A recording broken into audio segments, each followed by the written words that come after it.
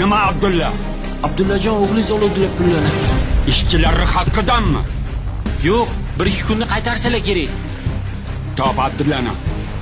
Bor. Xo'p.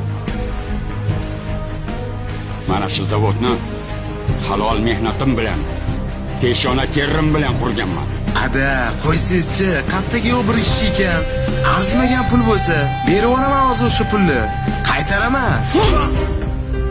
Nimani berib orasan?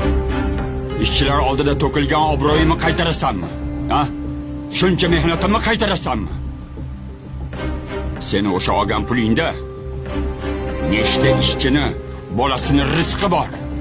Sen rizqini qiyib, ayshi-ishrat qilyapsanmi?